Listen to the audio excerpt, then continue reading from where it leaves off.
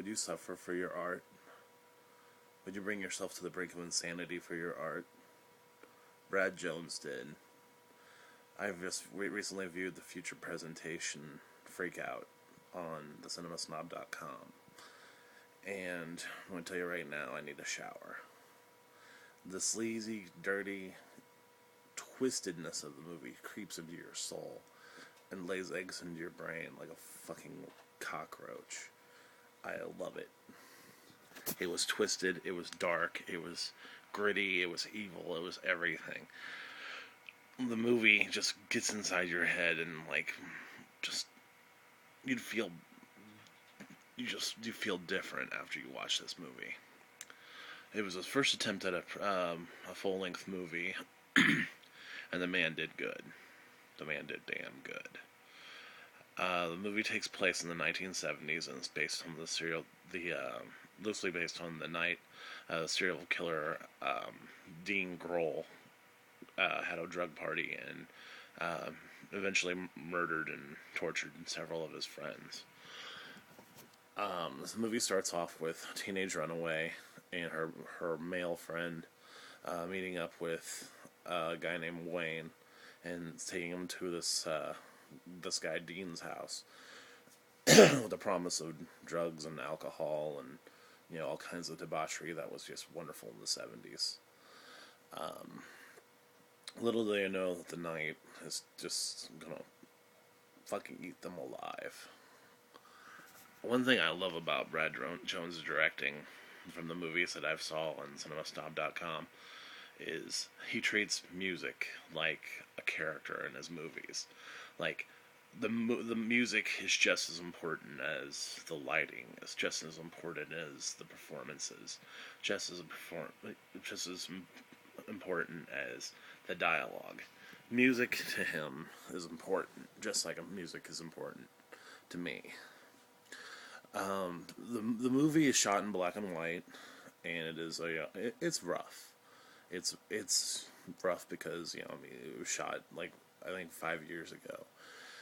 But it is very watchable and very enjoyable, and if you are into the sick and twisted sleaze and horror, and just you think you can handle such a twisted movie, I really suggest going to cinemasnob.com and watching it.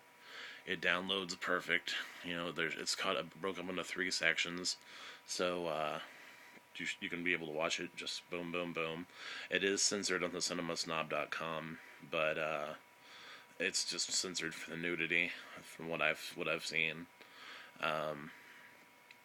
It's an amazing, amazing film, and I really look forward to more. Brad Jones is going to have a lot to give to the cinema culture before it's all said and done. I understand, he plays the character Dean so well. You kind of understand, you have to understand it's like a diamond in the fucking rough. It's inside this independent film that probably was shot for what big budget films spend on fucking toilet paper.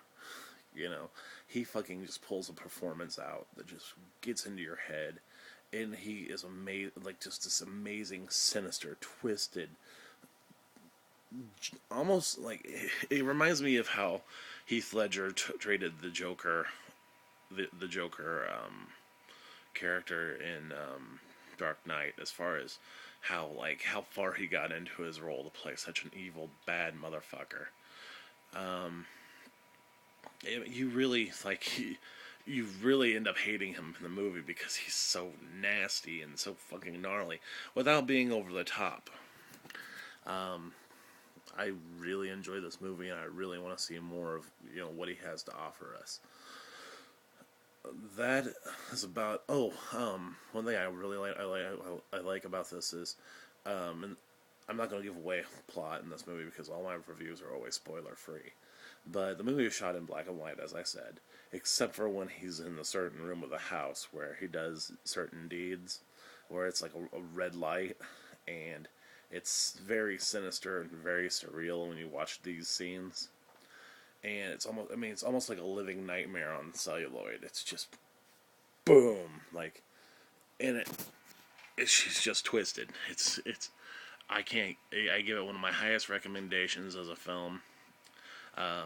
It's definitely one of the best independent films I've ever seen. And I'd love to see what the man can do with a little more polish and a little more budget. And that's about it. This is Stray13. You've been banned from the video store.